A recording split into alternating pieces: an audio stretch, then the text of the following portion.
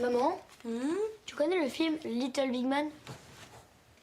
C'est mon film préféré. Non, pas ça. S'il vous plaît, pas ça. Pourquoi tu me demandes ça? C'est un pote qui m'en a parlé. Et donc ça parle de quoi? Non, mais tu sais quoi, je t'en parlerai plus tard, je t'expliquerai, je te jure. Mais pourquoi? C'est mon film préféré, je peux lui raconter, c'est quoi le problème? Le problème, c'est qu'à chaque fois que tu racontes ce film, tu sais comment ça se termine, s'il te plaît. Mais n'importe quoi, ça va. Oh, je sais me tenir, non? Alors, je te raconte. C'est l'histoire de Jack, un petit garçon, qui voit toute sa famille se faire massacrer par les Indiens. D'accord? Un truc horrible, sanglant, terrible. Il est tout seul. Et il est recueilli par, donc, cette tribu d'Indiens. D'accord? Et il y a un vieux sage qui s'appelle Peau de la vieille hutte. Monsieur très beau, très sage, comme ça, très grand. Et il tisse un lien très très fort. Et il donne un surnom à Jack, qui va s'appeler Little Big Man. Grand petit homme. Forcément, parce que petit, Dustin Hoffman, donc tout petit, mais grand, parce que très courageux. Et en fait, Peau de la vieille hutte sent qu'il devient très vieux, tu vois, et que il va pas pouvoir continuer. Et donc, il décide qu'il a le droit de choisir le jour de sa mort. Et donc il part sur une montagne, comme ça, une très belle montagne. Et là il se met à pleuvoir très très fort. Et il y a des gouttes qui tombent sur le visage de Peau de vieille hutte. Allez, et stop, il s'allonge stop. comme ça. Arrête. Chut.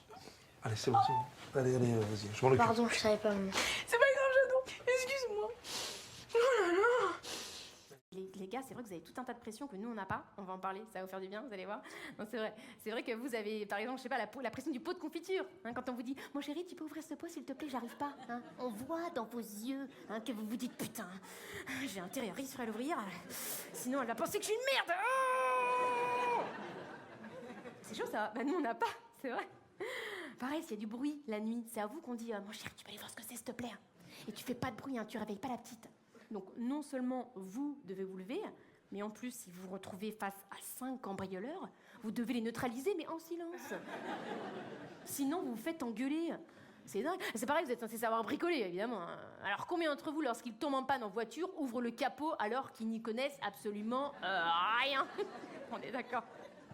Et quand le dépanneur arrive, vous faites ah ouais, c'est le carbu, ouais, je m'en doutais. Mais vous êtes obligé de faire ça. Bah oui, parce que sinon le dépanneur, il va faire quoi? Bah, il va regarder votre femme comme ça, d'un air de dire ma pauvre, moi je te rendrai heureuse.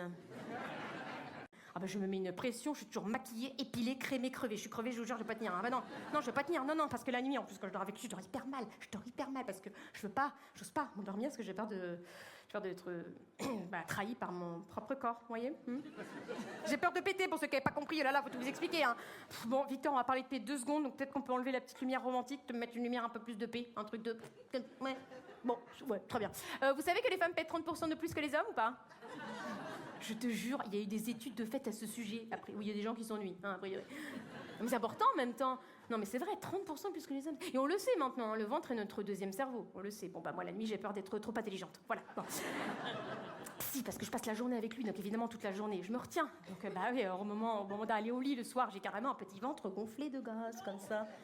Je me dis, t'as pas intérêt à t'endormir, ma petite poulette, hein? Sinon, clairement, tu vas tout lâcher. Alors tu me diras, bah Vanessa, il suffit d'aller aux toilettes. Bah oui, bien sûr, tu vas aux toilettes, et bah là tu t'installes, et là, plus envie, plus rien, ton cul est muet.